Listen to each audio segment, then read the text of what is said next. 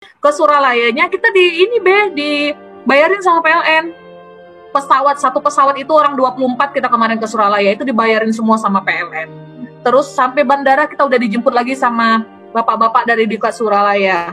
Memang PLN top banget memang benar-benar. Jadi kalau misalnya ada rekrutmen mengatasnamakan PLN terus minta transfer ongkos segala macam, itu bohong, itu hoax banget. Jadi memang kita udah ngalamin pas lulus mau didiklatin itu kita diongkosin, kita juga di diklatnya sendiri kita dapat uang saku. Jadi benar-benar memang udahlah, PLN memang baik-baik banget alhamdulillah lah.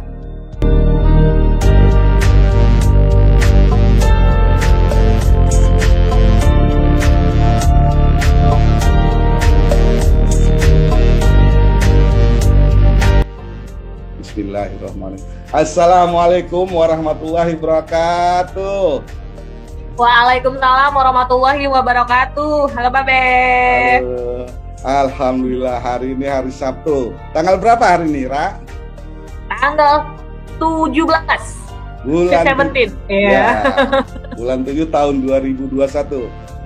Ya. Nah, saya telah sampai di Palembang nih ceritanya ya. Setelah kemarin saya dari Rangkas Bitung, nyebrang dikit sampai di Palembang.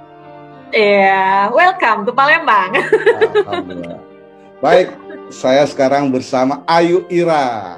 Ini sahabat saya yang cukup lama ini. Terakhir ketemu sama beliau ini tahun 2018 di kantor Uni Induk KSPS. Suatu ada acara pengenalan kompor induksi. Ya, pemecahan rekor muri ya. Penggunaan kompor induksi terbanyak. Memasak nasi goreng serentak di 5 provinsi kemarin itu. Masya Allah. Kemarin itu jadi kita gabungan ada GM dari tempat kita sendiri, GM UI KSBS, terus juga ada GM UI WS2JB, Pak Daryono waktu itu, kemudian juga GM UIP SDS. Nah, jadi memang gabungan di situ. Nah, sebelum acara-acara itu saya juga sering sih silaturahim off waktu acara KNEF atau lomba karya inovasi. Oh iya, benar. Tiap tahun kita ketemu di inovasi ya, Be. Alhamdulillah. Baik, Alhamdulillah. Sebelum jauh dengan sosok Ayu Ira, mungkin sekilas perjalanan karir Ayu Ira di PLN. Silakan Ayu Ira. Jadi sebenarnya kalau mau ditanya tentang perjalanan karir atau misalnya lika-liku di PLN ini sebenarnya rata-rata sama aja kayak teman-teman yang lain. Kita kemarin itu penerimaan dari D1 beasiswa kita setahun dikuliahin di Universitas Tirtayasa Banten waktu itu. Habis itu kita penempatan dapat di Jambi waktu itu. Jadi pertama kali penempatan OJT sampai kerja jadi pegawai pertama itu di Jambi, di UPDK Jambi kalau sekarang namanya. Merantau di Jambi, waktu itu masih di teknik kan, masuk di Ophar dulu, terus juga ke engineering, pokoknya K2LH, keliling-keliling gitulah. Terus pas tahun 2018, nggak tahu kenapa bisa nyemplung ke Humas, dipindahin ke kantor induk di UI KSBS, ke Humas itu makanya kita udah ketemu Babe itu waktu itu udah di Humas. Jadi dari teknik keliling-keliling terus jatuhnya itu ke Humas. Kayaknya kata Pak GM kali mungkin ada pengennya di sana ya. Jadi ya udah ke Humas sama juga jadinya. SDM umum keliling-keliling. Setelah di Humas kemarin sempat 10 bulan di UPDK Keramasan di bidang SDM dan umum. Terus sekarang kembali back to basic lagi, balik lagi ke kantor induk ke bagian umum sekarang. Gitu sih Baik. Gimana dulu ceritanya masuk di PLN gimana? Apa beasiswa atau gimana? Kira? Pas lagi ada penerimaan PLN gitu kan. Terus juga kebetulan ya kita anak pertama ya Bea. Papa juga udah nggak ada, terus ya udahlah. Pikir-pikir ya udah lebih baik nyoba aja, nggak apa-apa yang tamatan SMA, kita pikir gitu dulu kan. Ya udah masuk yang D1 beasiswa itu, lulus alhamdulillah, disekolahin PLN setahun itu, ya udah dari situ udah bisa kuliahin adik-adik sampai sekarang semua udah sarjana semua alhamdulillah. Waktu rekrutmen gimana ceritanya itu? Kan rekrutmen dulu dong ya, dites dulu ya. Iya. Gimana itu? Ya, jadi dulu itu waktu zaman 2008 dulu tesnya, 2008, 2009 jadi pegawai. Jadi kemarin itu penerimaannya itu banyak banget pesertanya, nggak nyangka juga bakal lolos. Abis kemarin itu tes administrasi, oke tes administrasi, abis itu GAT, General Aptitude Test, terus ada verifikasi berkas, kemudian tes kesehatan pertama, wawancara, lanjut juga di kesehatan akhir. Yang seru itu di wawancara, Be. Jadi sempet waktu itu telat 30 menit loh. Jadi udah dari rumah tuh udah janjian tuh sama kakak sepupu. Dia mau jemput bilangnya kan. Jadi dulu itu tempat tesnya di PLN Udikat Palembang. Jadi dia udah janjian tuh kan sama Rakan mau ke tempat wawancara. Ya udah, oke kata kita jam 1 kita pergi. Kan tesnya jam 2. Setengah 1 itu kita udah pergi dari rumah, janjiannya gitu. Sampai jam 1 lewat dia belum bisa, nggak angkat telepon, nggak bisa dihubungin. Kita sama mama udah pusing gitu kan, Be. Nah gimana ini? Dulu belum ada, Be, ojek online. Kalau udah ada mah udah kita pesen aja kan. Jadi nah gimana ini? Akhirnya ya udahlah, daripada telat segala macam, nyari ojek. Pergi ke depan gang nyari ojek. Habis itu si ojeknya ini tadi nggak tahu juga, Be, PLN Udikat Palembang tempat tes wawancaranya itu di mana. Jadi kita muter-muter nyari-nyari, sampai akhirnya jam 2:30 itu sampai di Udikat. Bapak yang wawancara itu udah keluar dari ruangan terus nanya, "Kamu Ira Mayasari?" "Iya Pak, mohon maaf Pak, terlambat." Dia ngeliatin kita turun dari ojek, bayar ojek, terus keringetan, capek-capek, kasihan, Be. Terus dia bilang, "Ya udah, kamu boleh masuk. Tadi sebelum kamu ada yang telat 5 menit, saya suruh keluar." Ya Allah, memang rezeki. Alhamdulillah. Jadi setengah jam telat itu masih disuruh masuk, Be. Dia lihat kita keringetan, terus turun dari ojek, terus bayar ojek. Nah, kasihan Bapak itu. Jadi sampai pas lulus wawancara itu, Bapak itu rajuluki namanya Dewa, Pak Dewa. Doa seorang ibu ini sebelahnya kan? Iya, Be, asli, Be. Ya, asli. Ya, baik. Tadi ojek bayar sendiri kan? Ojek bayar sendiri dong. Terus untuk rekrutmen lain ada nggak biaya yang dikeluarkan? Kalau yang lain nggak ada sih, Be. Kan lagian PLN ini memang rekrutmennya alhamdulillah tuh memang yang transparan dan bagus banget ya. Jadi waktu kemarin itu tes administrasi, terus juga GAT, tes pengetahuan umum segala macam itu ya kompetensi akademik semua itu ya alhamdulillah nggak ngeluarin biaya. Dan memang benar-benar ya cuma ongkos dari rumah ke tempat tes aja. Atau kalau misalnya tesnya online ya, kalau kayak sekarang mah lebih enak lagi kan, Be, di depan komputer doang. Paling wawancara, ya kayak tadi, tapi pelajarannya jangan sampai telat ya kayak saya kemarin. Tapi kalau Ira bayar ongkos dari rumah ke tempat tes, lain lagi ceritanya. Beberapa hari lalu saya silaturahim virtual dengan salah satu teman di Jawa Timur. Mereka itu malah dia karena jauh lokasinya dari rumah, dari luar kota, malah diongkosin sama PLN. Oh, iya. Sampai itu waktu kita waktu kita ke Suralaya, pas udah lulus ya, udah lolos jadi caplek calon pegawai gitu, ke Suralayanya kita dibayarin sama PLN. Satu pesawat itu orang 24 kita kemarin ke Suralaya itu dibayarin semua sama PLN. Terus sampai bandara kita udah dijemput lagi sama bapak-bapak dari Udikat Suralaya. Memang PLN top banget, Be. Memang benar-benar, jadi kalau misalnya ada rekrutmen mengatasnamakan PLN terus minta transfer ongkos segala macam, itu bohong, itu hoax banget. Jadi memang kita udah ngalamin pas lulus mau didiklatin itu kita diongkosin, kita juga didiklatnya sendiri, kita dapat uang saku. Jadi benar-benar memang udahlah, PLN memang baik-baik banget deh, alhamdulillah lah. Baik, di pembelajaran itu yang di satu itu gimana ceritanya, Ira? Ya, jadi waktu di Diklat Suralaya itu, kita kan dari KIT SBS ya, dari Palembang ada orang 24. Cewek cuma 6 waktu itu. Terus kita gabung sama SBU, ada SBU orang berapa ya mereka kemarin ya, 40-an gitu, cowok-cowok semua. Terus ada juga teman-teman Maluku, Rombongan Nias, Bapak kenal kan? Nah, itu mereka ada 26. Mereka ada 26, ceweknya ada 4. Jadi pokoknya kita itu cuman ber-10 cewek di Sewisma Suralaya itu, dan di situ 150-an orang itu. Rata-rata semuanya tuh cowok, dan kita cuma cewek tuh cuma minoritas banget. Tapi bener-bener kita yang paling disayang sama teman-teman cowok-cowok itu. Apa-apa kita selalu diduluin. Nah, bolehlah keren-keren, kece-kece lah memang teman-teman di Suralaya waktu itu, kompak-kompak. Salah satunya yang peminim itu dari Ambon itu ya? Iya, betul. Jadi kita ketemu di situ, Be, sama Nia, Isma, yang kemarin di di like juga ya, ketemu Babe kan? Iya. Itu temen di Suralaya. Berarti di Suralaya 1 tahun gitu, Ira? Itu sih, kita tuh beasiswanya 1 tahun, Be, tapi kuliahnya itu 6 bulan sama Untirta. 6 bulannya lagi OJT. Itu selama itu udah dikasih uang saku ya? Dikasih, Be, uang saku. Uang saku dikasih, terus juga tiap hari itu ada laundry di Diklat. Iya, subhanallah, makan satu hari itu 3 kali di Diklat, terus dapat snack juga, Be. Subhanallah pokoknya.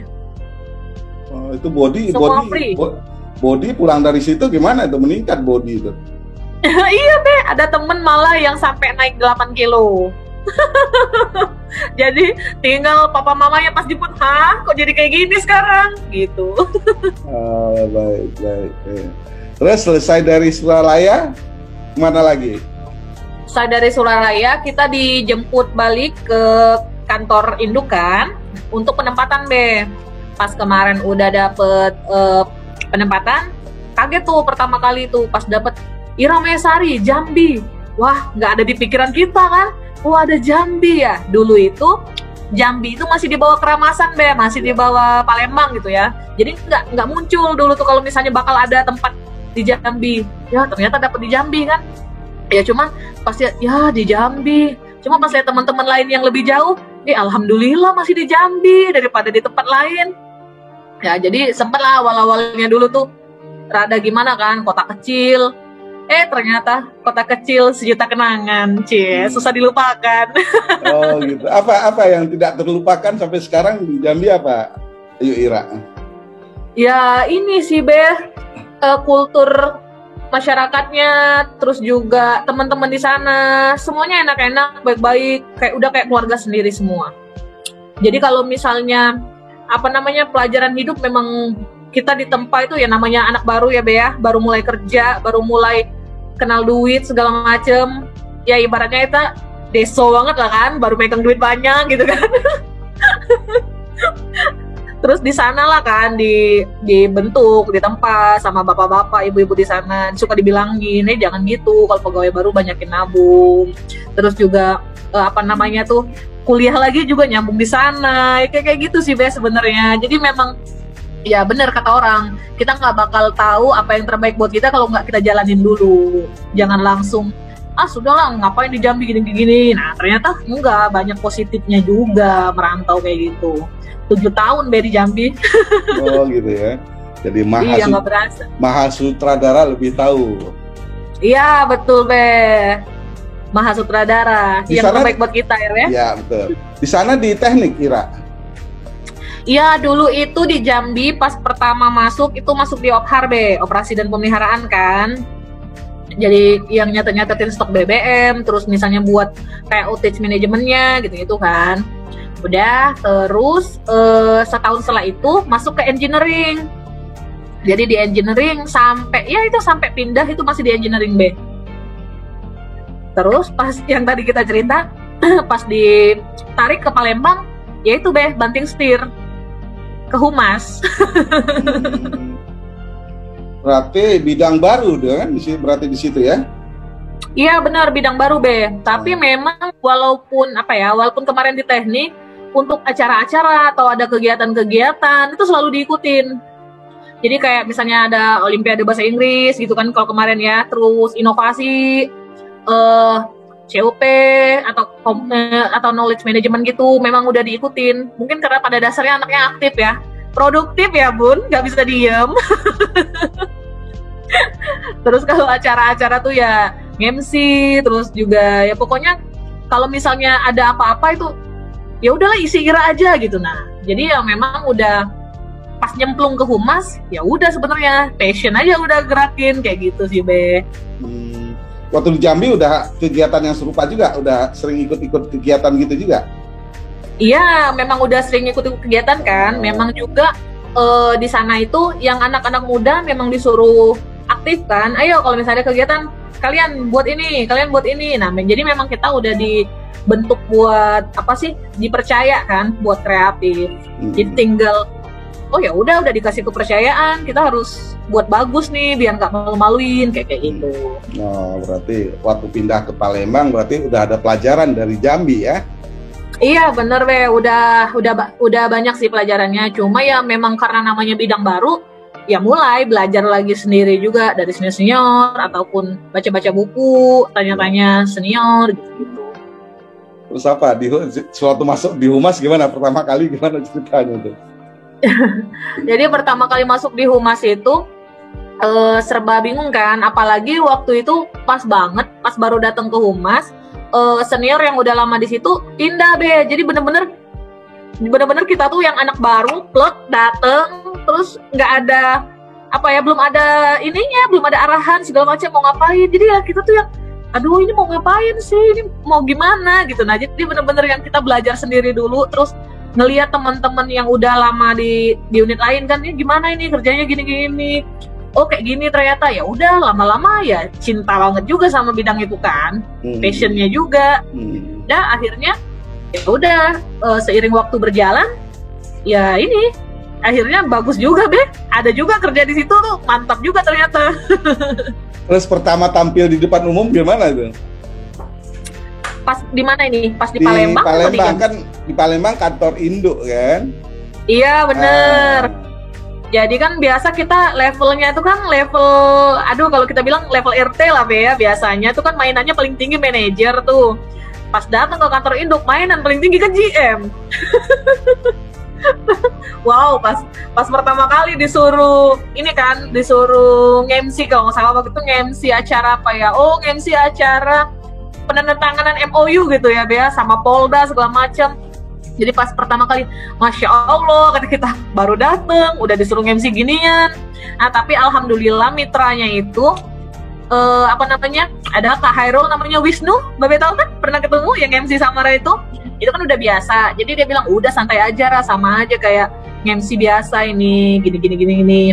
Ya udah akhirnya ya temen mitranya ini juga enak ya Bea, ya udah ngalir, akhirnya ya alhamdulillah lancar. Abis itu ya udah kita terus deh didapuk kalau dalam berbagai acara.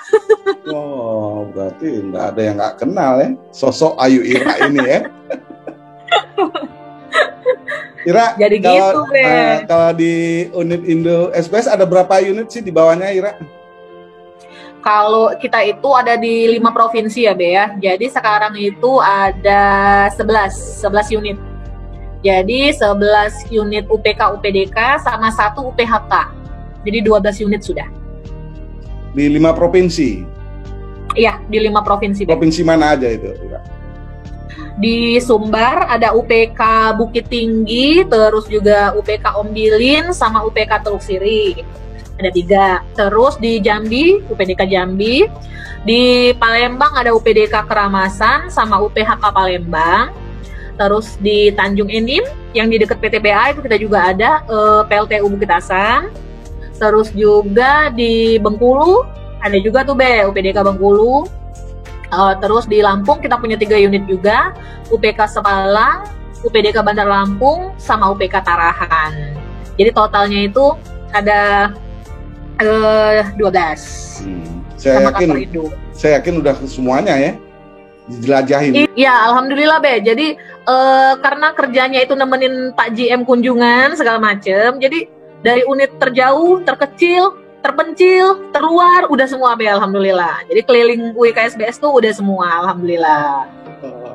Berarti udah 5 provinsi itu ya? Udah udah keliling-keliling pokoknya. Paling jauh di mana tuh, Ira? Paling jauh itu sebenarnya itu loh yang kalau kita suka baca sejarah, kalau Hari Listrik Nasional, sejarah HLN ya, ada PLTA tes di Bengkulu yang pertama. Nah itu sebenarnya paling jauh dari Bengkulu itu kita bisa ngabisin waktu 4 jam lagi ke sana.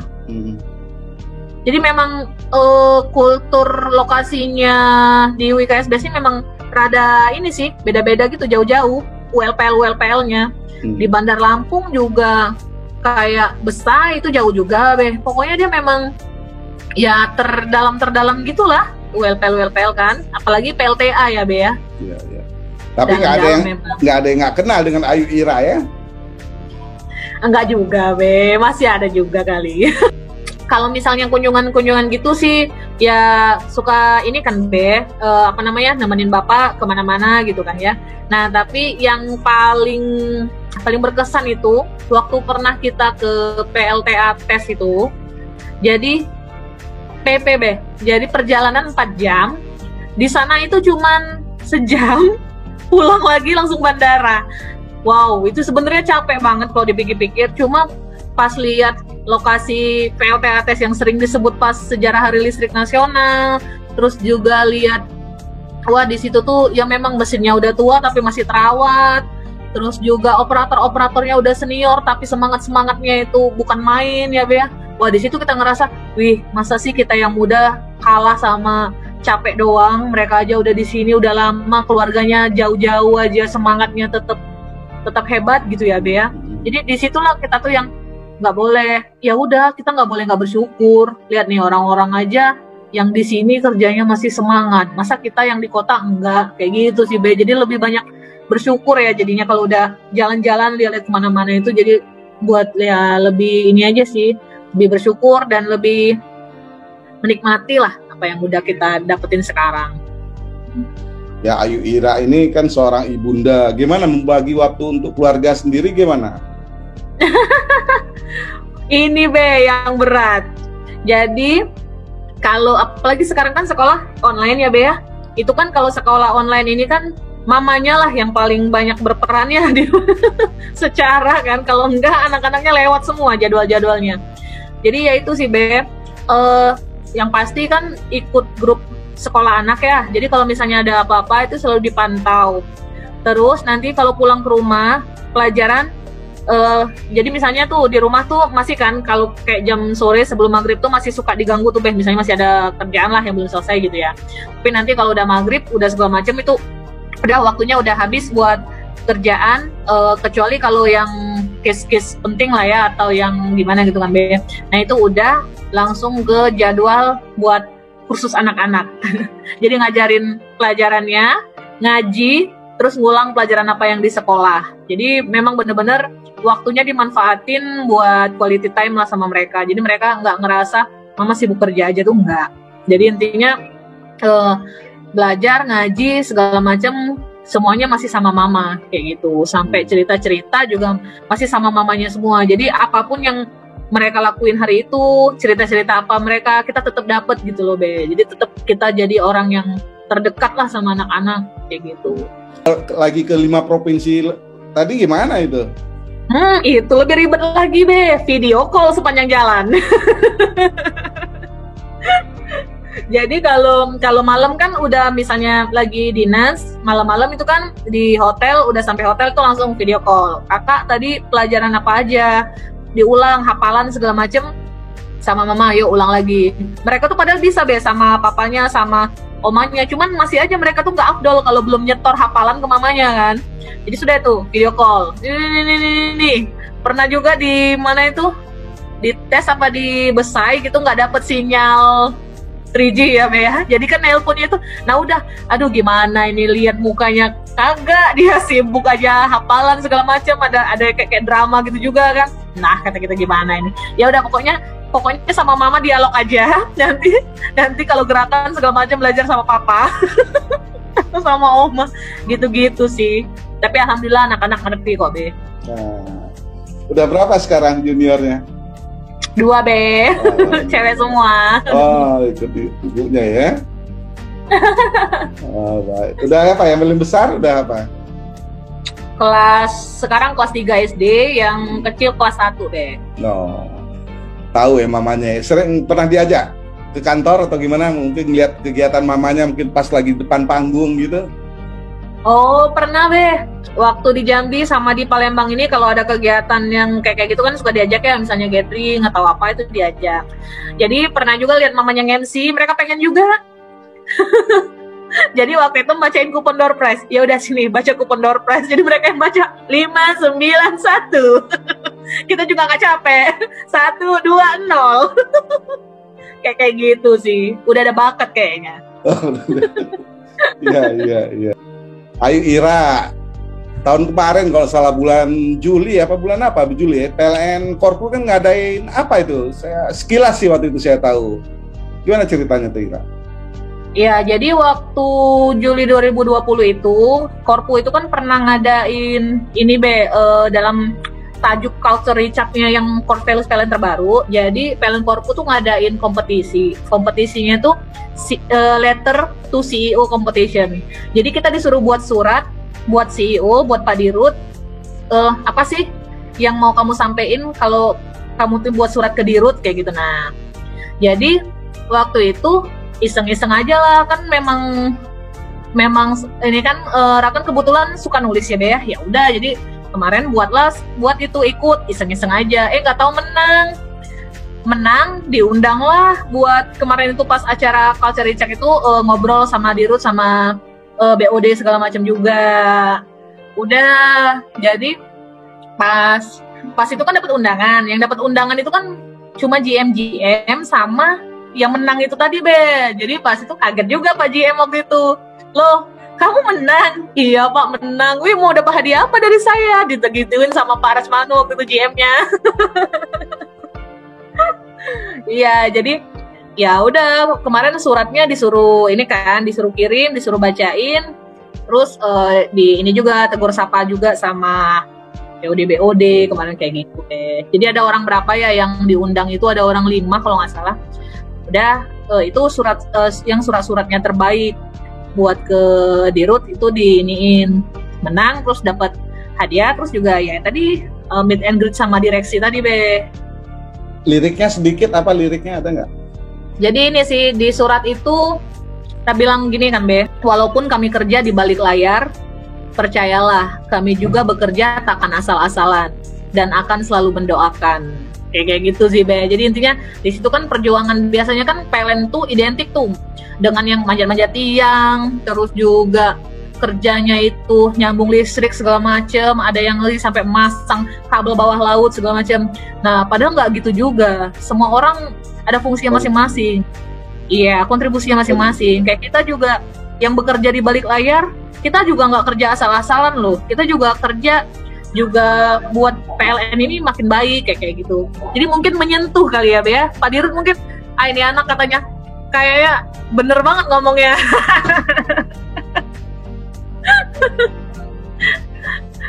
Ada loh Bea juga sempet ini juga nggak nyangka banget, speechless banget pas menang itu. Ternyata ini surat kita kemarin itu alhamdulillah diapresiasi Dirut kayak gitu.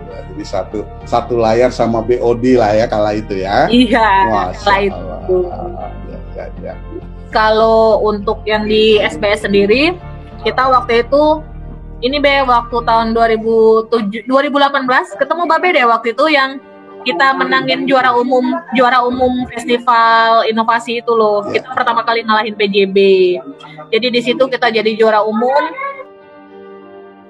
Terus kita jadi marketing terbaik gitu Be. Ya tau lah Be ya, mulut kita gimana kan. Ayo datang ya ke booth kita, gini inovasinya banyak. Jadi pas menang marketing terbaik, GM bilang, gak heran saya sama ini mulut manis kamu katanya gitu. Iya, jadi kita tuh menang marketing terbaik, booth terfavorit gitu loh Be. Iya. Jadi memang, jadi semenjak itu pokoknya setiap inovasi pasti deh diundang buat jadi marketingnya booth. Sampai bosan sendiri orang lihat kita, orang ini lagi. Contoh dong sedikit untuk ini, Ira kan seorang MC profesional. Contoh dong, buka acara ini sedikit coba gimana? Oke, Electrizen, hari ini kita bakal bertemu dengan seorang narasumber yang tak lain dan tak bukan, udah terkenal banget deh di kala dunia ini belum menyapa.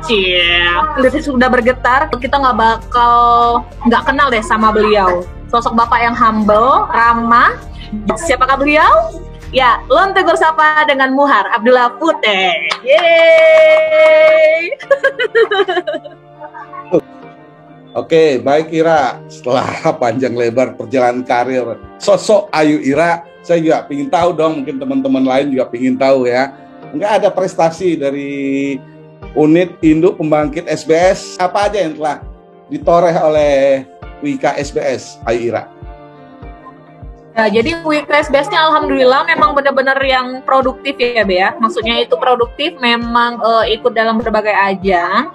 Juga alhamdulillah prestasinya itu luar biasa. Jadi kita tuh insan-insan WKSBS Perfect tuh, kita nyebutnya gitu. Itu memang semuanya itu all out gitu ya Be ya. Jadi kita pernah menangin juara umum inovasi. Terus juga kita, kalau inovasi kita itu inovasi tingkat nasional tiap tahun pasti masuk, insya Allah. Terus juga yang kayak prestasi Zero Accident Award itu pasti ya, seluruh unit itu kita dapetin. Terus kita kemarin dapat proper hijau pertama di Sumatera, Be. Ya, kita dapat proper hijau pertama di Sumatera. Terus setelah itu kita pertahanin dan dapat lagi proper hijau kedua kita. Jadi di PLN Group sendiri untuk di Sumatera itu baru PLN WKSBS yang punya proper hijau 2. Terus kita kemarin itu juga untuk Bapak GM sendiri itu sering banget jadi narasumber Be. Baik diundang acara internal maupun acara eksternal. Jadi Bapak tuh juga jadi pembicara gitu di berbagai event. Terus juga ya insan-insan WKSBS sendiri juga suka diundang kalau misalnya jadi event berbagai narasumber. Terus juga itu kita kemarin itu juga ada karya inovasinya yang pemanfaatan faba segala macam itu menang, dan alhamdulillah juga ya mulai diimplementasiin kayak gitu Be, walau sedikit-sedikit kan. Terus juga untuk yang banyak sih Be, inovasi CSR Award kita juga dapat Be. Setiap tahun itu berbagai macam ya. Kemarin itu sempat buat songket menang, terus juga terumbu karang di Sebalang sampai ke pantainya itu juga menang di CSR Award. Jadi alhamdulillah penghargaan di WKSBS ini banyak banget. Berarti di dinding udah penuh itu ya, sertifikat, piala apa itu ya? Iya Be, jadi ada kita tuh di depan lobi kita itu ada books corner, di depannya itu kan ada booth inovasi kita yang waktu itu pernah dibawa ke pusat ya, itu kan portable Be, kita bawa lagi ke kantor induk, didandanin, nah itu tempat penghargaan Be. Jadi kalau main ke WKSBS tuh alhamdulillah banyak banget tuh penghargaannya. Berapa tahun lalu nggak bisa masuk itu, penuh itu. Ya alhamdulillah Be. Memang kreatif sih memang. Alhamdulillah. Teman-teman di sini kreatif. Tadi terkait Ira katakan Pak GM sering diundang di pembicara lah ya, di kalau posisi sekarang di webinar lah ya. Iya. Mungkin suatu saat kita ajak bicara santai ya di sini ya. Iya dong. Iya diajak aja Be. Pak GM kita orangnya mah gaul, enak, seru pokoknya. Ya, alhamdulillah juga saya kenal sama beliau kan. Insyaallah ntar kita. Iya. Kenal ya sama Pak Joko ya. Ya, kenal lah. Ya, siapa kenal Pak Joko kan? Iya, nanti kita atur jadwalnya Be. Nah, kita ajak bicara santai ya. Iya, siap. Baik. Masya Allah, itu prestasi nggak ada habis-habisnya nih. Masih ingin nambah nggak lagi tuh? Prestasi apa lagi yang ditoreh oleh WIKA SBS? Kita nanti mau ini loh Be, kita juga kan program CSR kita kan dari berbagai unit kita ini banyak-banyak dan beraneka ragam ya Be ya. Salah satunya aja kemarin waktu Radi Keramasan, itu kita punya ini loh Be, kita punya konservasi gajah, kerjasama sama BKSDA. Jadi orang-orang tuh kan kalau misalnya cerita tentang gajah, itu pasti ngomongnya di Waikambas Lampung. Pasti kalau di Sumatera itu ngomongnya di Lampung, padahal salah, di Palembang juga ada di Sumatera Selatan. Jadi kita udah 2 kali kunjungan ke sana Be. Memang naik speedboat ke daerahnya itu. Daerahnya itu gede banget, 15.000 hektar, dan gajah-gajah liar masih banyak di sana Be. Jadi bener-bener kayak di film Jurassic Park gitu Be, versi gajahnya. Jadi memang lihat gajah-gajah yang masih anakan maupun udah dewasa semua ada di sana. Jadi PLN kerjasama sama BKSDA untuk buat konservasi, dan nantinya itu akan jadi taman ekowisata Be. Jadi insya Allah itu yang nanti bakal ini besar dan insya Allah bermanfaat buat masyarakat juga. Dan juga pastinya buat pelestarian hewan langka sendiri ya, buat gajahnya itu sendiri juga. Jadi nanti PLN mau buka akses, jadi sama BKSDA itu kerjasama, jadi nantinya masyarakat yang mau berkunjung ke Taman Ekowisata, mau lihat gajah langsung di alamnya, itu bisa, cukup di Sumatera Selatan aja, di Palembang, nggak perlu jauh-jauh ke Lampung lagi, ataupun ke Jawa. Ya. Kemarin juga saya beberapa teman dari UPT Tanjung Karang. Besok-besok setelah pandemi berlalu mau saya ajak nih teman-teman UPT Tanjung Karang ke Sumatera Selatan atau Palembang melihat gajah. Yang lihat di Lampung terus gajahnya kan? Iya bener Be, jangan lihat di Lampung terus. Di sini juga ada sekitar 50 gajah di Palembang. Baik. Mulai dari gajah yang kecil sampai yang besar. Baik. Ya semoga aja kan pandemi ini cepat berlalu kan. Iya, amin. Nah, biar kita bisa silaturahim offline. Iya bener Be, kita ketemunya gini doang sekarang, kalau nggak video call, Zoom. Ya, tapi saya alhamdulillah juga dengan adanya pandemi ini saya bisa keliling Indonesia. Bisa dapat banyak cerita ya Be? Bisa dapat cerita. Jadi teman-teman biasanya saya culik itu pagi-pagi, Ra. Pagi-pagi. Sebelum jam 8 biasanya saya langsung kontak teman-teman itu ya. Karena setelah jam 8 biasanya link Zoom udah penuh Pak katanya. Oh gitu. Iya benar. Rapat mulu sekarang Be, Zoom. Jadi gak kena waktu lah. Makanya pagi-pagi biasa jam 6, jam 7 itu saya udah langsung nyapa teman-teman ya. Nah kalau khusus di edisi 31 ini hari libur, hari Sabtu.